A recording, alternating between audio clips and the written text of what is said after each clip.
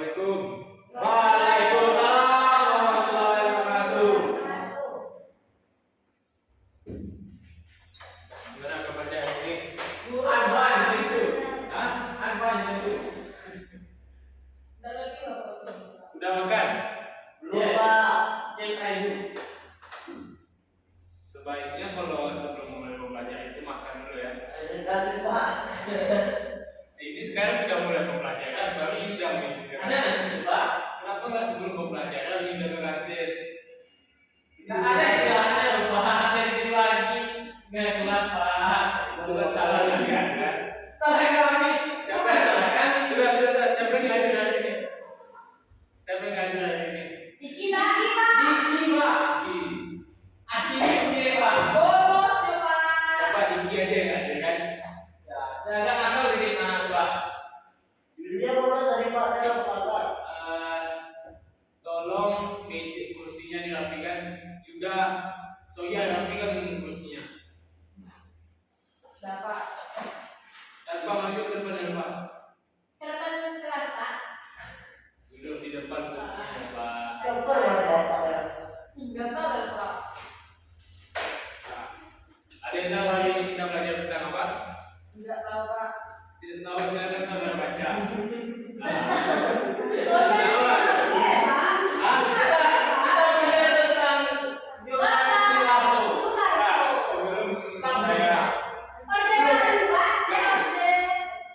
Sebelum saya memulai pembelajaran, tolong HP-nya letakkan ke depan. Ketua kelas, Dr. Yogi, tolong ambil HP-nya. Jangan ya. Ambil semua ambil ya. Kecuali yang kelas sedang ekspor ya. HP Soya ambil juga Dr. Apa Yuda? Yang bener aja Pak. Pak kita belajar informasi ya Pak. Pak. Saya ambil ya Soya. Pak. Ya siapa yang Pak ya? Pak ini minum ya Pak ya. Ya silakan ya.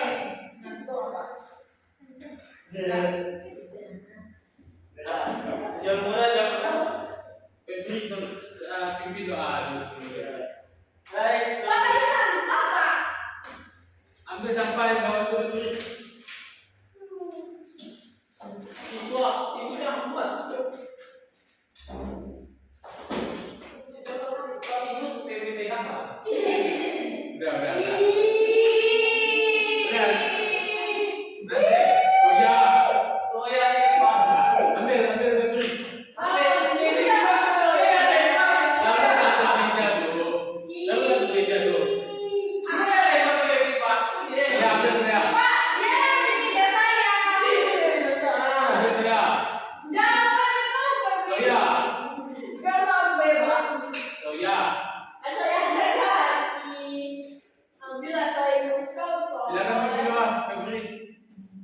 Baik, sebelum kita mulai pembelajaran pada hari ini, agar pembelajaran kita berjalan dengan lancar, marilah kita memulai berdoa sesuai kepercayaan masing-masing.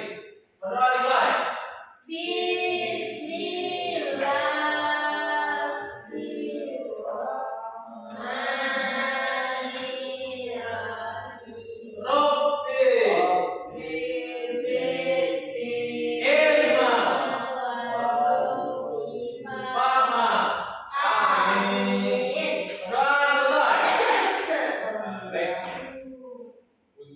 Tahu kenapa saya meminta HP saudara? Tahu Pak, karena saya main game terus Pak. Karena Soya Pak, karena Karena Soya saya pernah kami semuanya.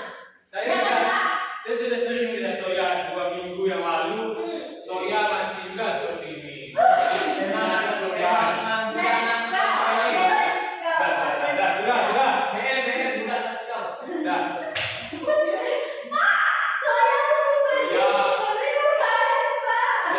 Oh, guru dari rumah. Sudah begini.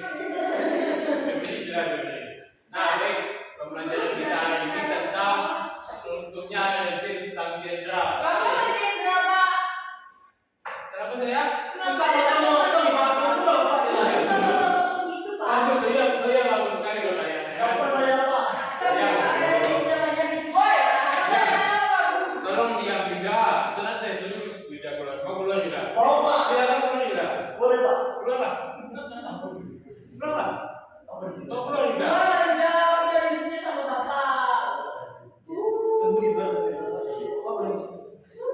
Juga saya pastikan juga nilainya besar dengan saya.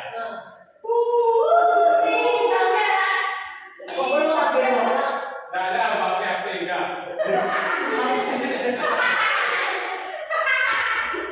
Temui saya di kantor tidak. Baik, Pak. Nah, baik. Untungnya ada Sang Jenderal. Kenapa Sang Jenderal? Saya kan jelas Soeharto adalah mantan jenderal. Makanya saya katakan rezim Sang Jenderal. Ada yang tahu masa Soeharto untuk ini masa apa sebetulnya? Masa Soeharto turun dari jabatan.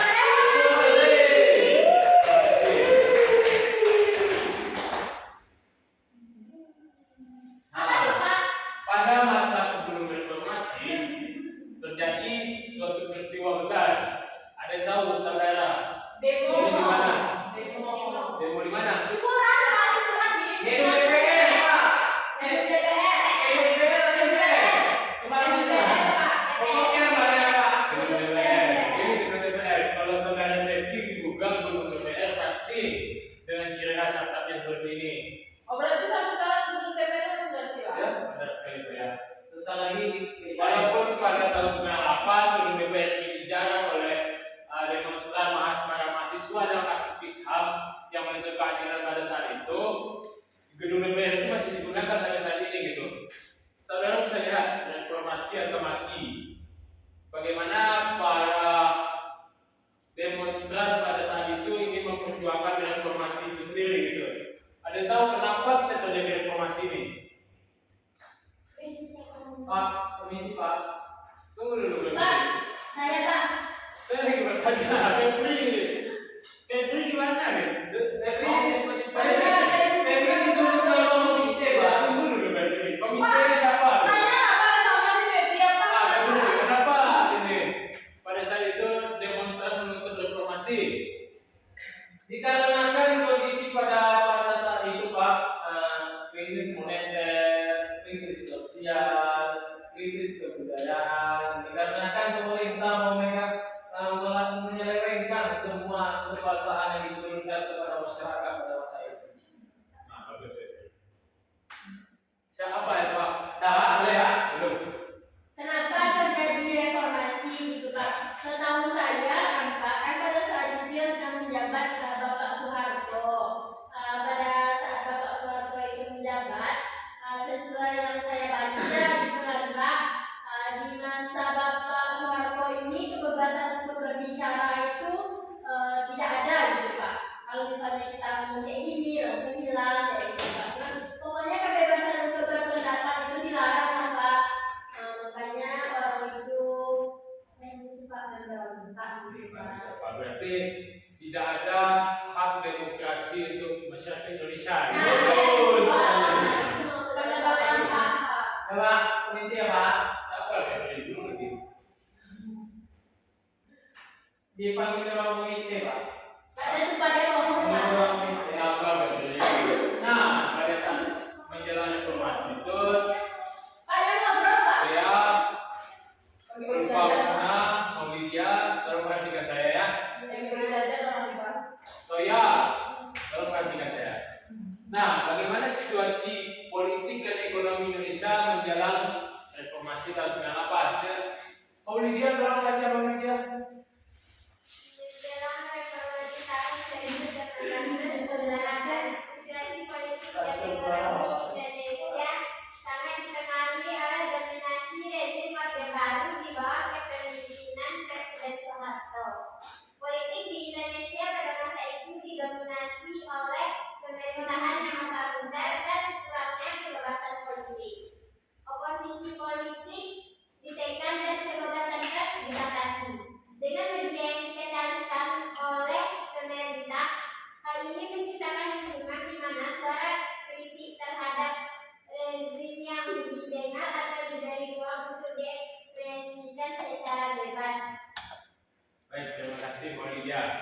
Jadi intinya bagaimana politik pada masa sejarah reformasi itu, bagaimana Soeharto itu menjadi suatu pemimpin yang otoriter.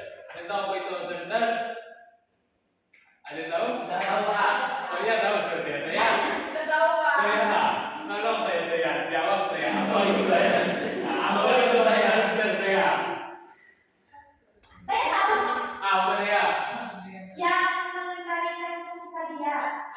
Benar sekali ya. Otoriter itu bagaimana pemimpin itu tidak mementingkan hak-hak masyarakat sipil, hanya mementingkan hak-hak kepentingan para pejabat-pejabat tinggi saja gitu. Nah, kemudian dalam bidang ekonomi, Febri juga sudah menyampaikan tadi seperti apa Febri? Krisis Ekonomi. krisis ekonomi gitu kan? Itu dapat kita lihat di gambar tuh Pak. Bukan itu minyak tanah itu Pak. Oke, Nah. minyak dia. Di Bali Pak. Ini bimoli nih. Iya dia itu kan dia mandiri Pak. Karena krisis Itu ekonomi. dia buat nampung air kan Pak. Buat beli minyak tanah Pak. Ya air pun dibeli ke situ Pak. Itu antara Itu sebenarnya itu menjadi minyak. Ibu siapa itu Pak? Nah, itu tuh nenek moyang. Nenek moyang bangsa Proto. sudah. Nah, Pak, kasih ya Pak. Nah, yang tadi dikatakan Kevin tadi bahwasanya krisis moneter itu dimulai dari bagaimana kejatuhan nilai tukar mata uang Thailand yang pada saat itu memicu hilangnya kepercayaan investor di ekonomi Asia sehingga berdampak terhadap rupiah yang dipakai oleh Indonesia gitu sehingga terjadinya krisis ekonomi apa saya ada apa? Pak, kenapa kan kenapa nilai kenapa Terus ini saya susah. kenapa nilai tukar mata uang Thailand itu bisa jatuh, Pak? Mantap saya, bagus sekali. Krisis ekonomi tadi. Iya, apa yang menyebabkan dia jatuh? Pasti ada penyebabnya tuh. Ya karena terjadinya krisis ekonomi saya. Ya, penyebab krisis itu, Pak. Kan tadi gara-gara ada Meksiko. Pak, berarti dari ekonomi di Indonesia ada pengaruh ke Thailand. Sudah. Iya benar saya. Kan pengaruhnya. Ada pengaruhnya terhadap keuangan Ekonomi kawasan. Itu benar sekali ekonomi kawasan gitu. Sehingga berdampak ekonomi itu di seluruh Asia gitu. Kan Thailand Asia. Saya Asgur, saya dulu. Silakan dulu Febri. Ya, aman sekali. Nah, selanjutnya ada tragedi Trisakti. Di sana bagus Pak. Ya, kampus. Nah, silakan saya baca dulu. Tragedi Trisakti adalah peristiwa tragis yang terjadi pada tanggal 12 Mei 1998 di mana 4 mahasiswa Universitas Trisakti di Jakarta tewas tertembak dalam sebuah demonstrasi. Di mana demonstrasi itu merupakan bagian dari serangkaian unjuk rasa yang lebih luas menuntut reformasi politik dan pemulihan ekonomi di Indonesia. Yang pada saat itu sedang terhadap krisis moneter yang parah. Peristiwa ini menjadi salah satu pemicu utama yang mempercepat jatuhnya Presiden Soeharto dan memulai era baru. Nah, ada tahu Trisakti di mana? Jakarta. Ya, di Jakarta. Oh, Trisakti ini merupakan salah juga menjadi kampus di Jakarta, namanya Universitas Trisakti. Kenapa dikatakan tragedi Trisakti? Pada saat itu ada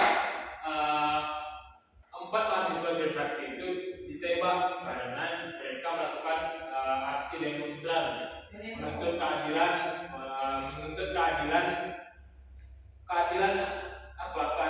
aktivis HAM.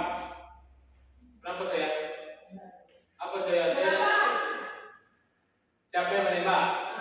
Nah, sampai saat ini yang menembak itu belum ditemukan saya. kontroversi Pak. Masih jadi kontroversi di dalam perdebatan di dalam sejarah Indonesia pada saat ini saya.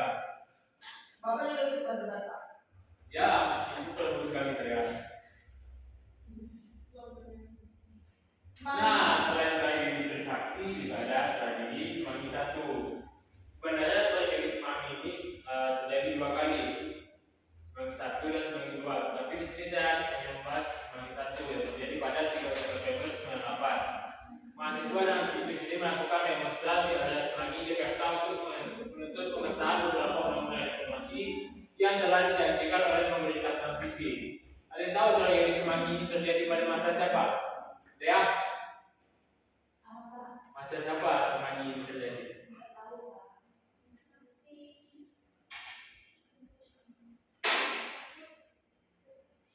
Ada yang tahu?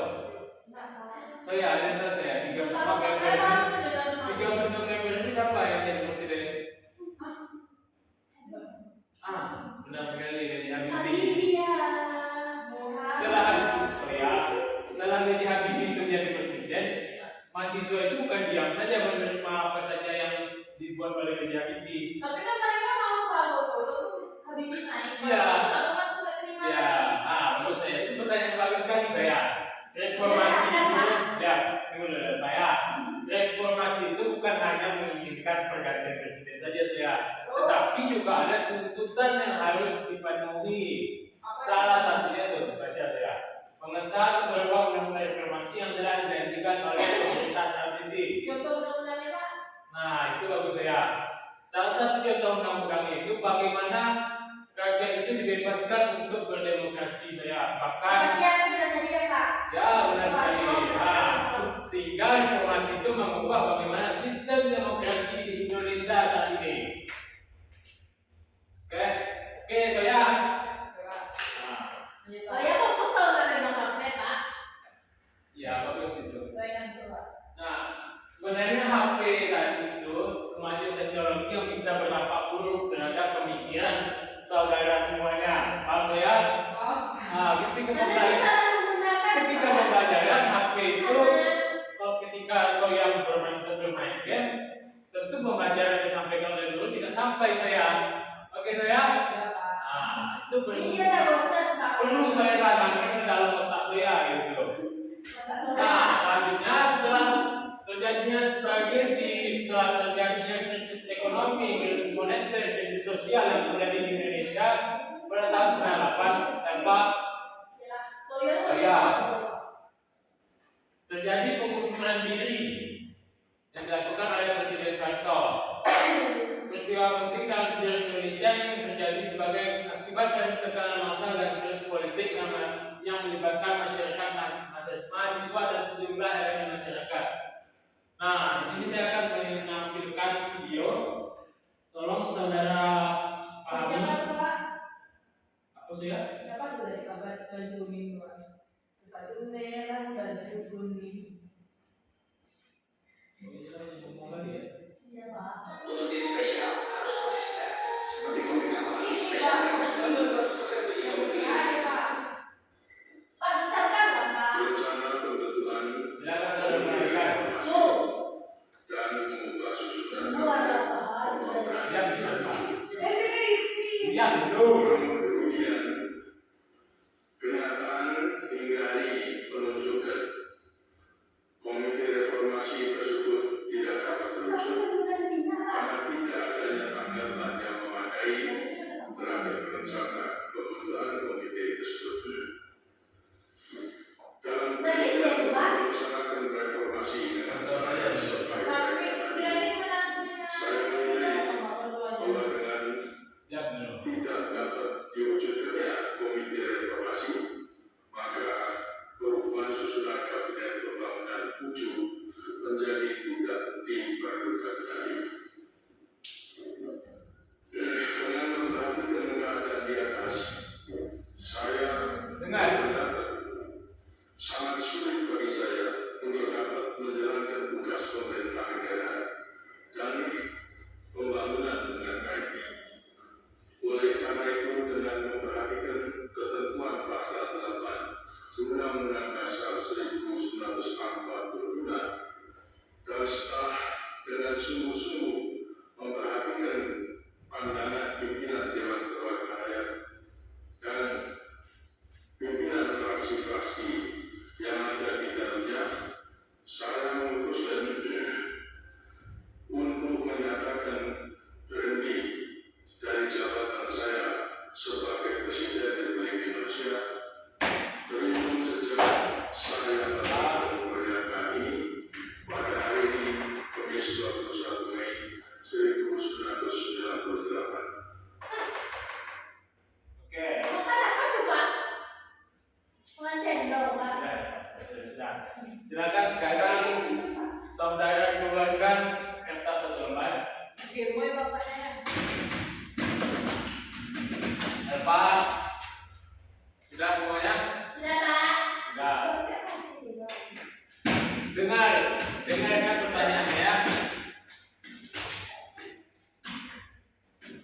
Sudah lupa?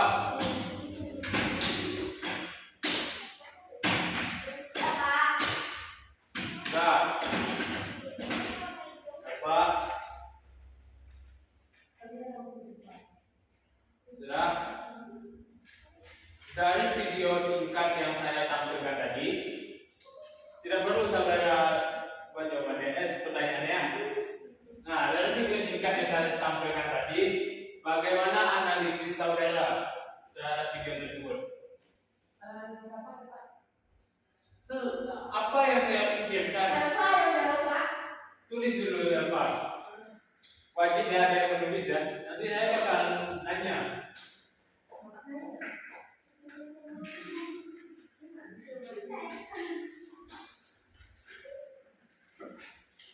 Berapa menit, Pak? Saya memberi waktu 5 menit. Kalau tidak ditulis, nggak apa-apa. Kalau dia mampu, silakan tidak ditulis. Saya akan meminta dia untuk berbicara selama 10 menit. Oh, baik, Pak.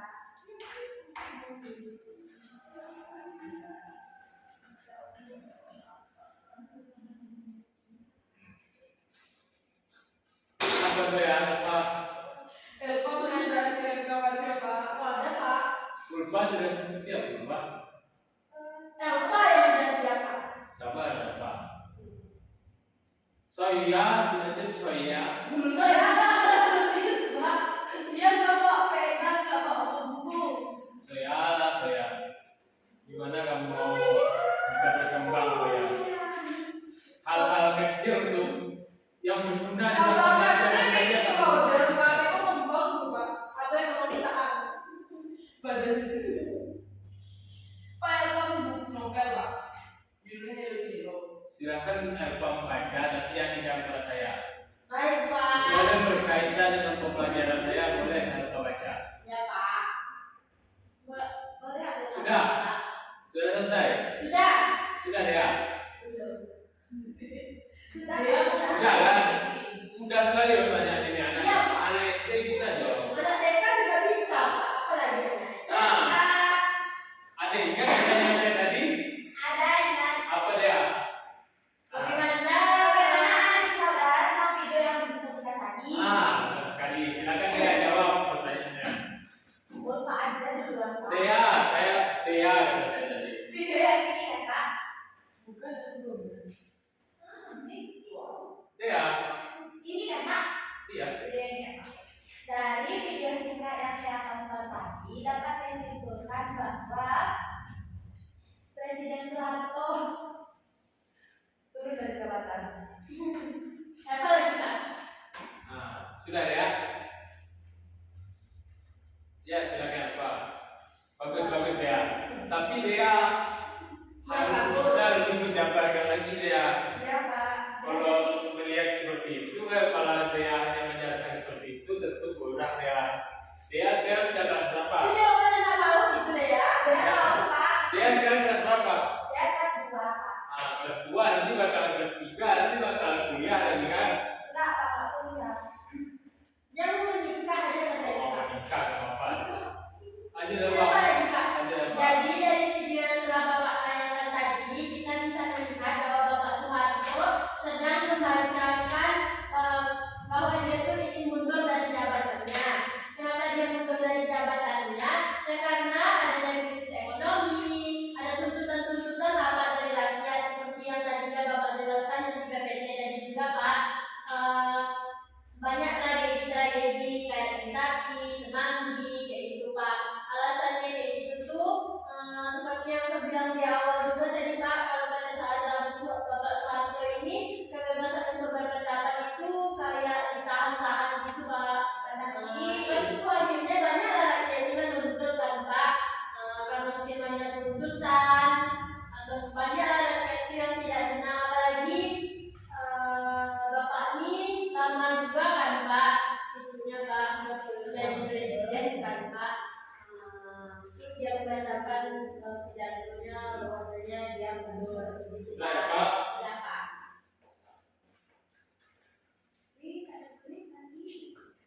Sudah bagus sekali Elpa. Elpa yang apa yang Elpa simpulkan tadi sudah reformasi itu sendiri sampai mundurnya Presiden Soeharto itu. Tapi saya mau bertanya lagi kepada Mbak Lydia, bagaimana tanggapan Mbak Lydia dari video yang saya tampilkan tadi?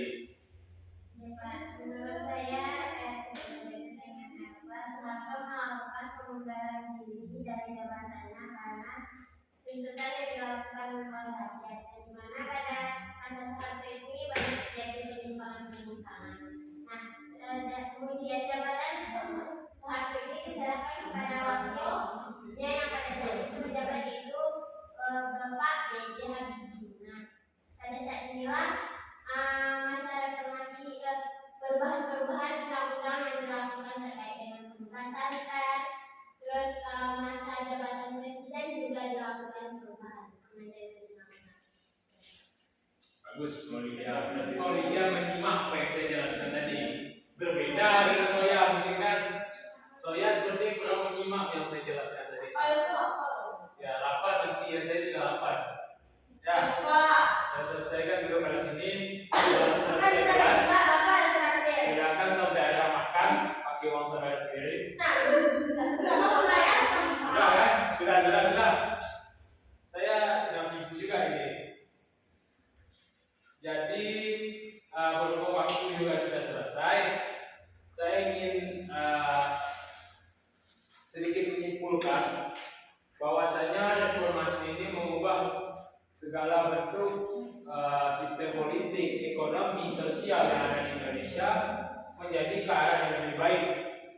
Kenapa demikian? Karena pada saat sebelum reformasi banyak sekali terjadinya penyelewengan dari sistem demokrasi, sistem ekonomi, bahkan sistem sosial itu sendiri. Bahkan juga terdapat jargon atau istilah yang terkenal pada saat itu. Ada yang tahu? KKN itu ada yang tahu KKN? Korupsi, nepotisme. Itu sangat terkenal pada masa Soeharto, yang mana kalimat itu atau jargon itu pertama kali dilontarkan oleh seorang Amin Rais yang pada saat itu merupakan ketua, kalau saya tidak salah dia merupakan ketua MPR, juga merupakan ketua MPR pada saat itu.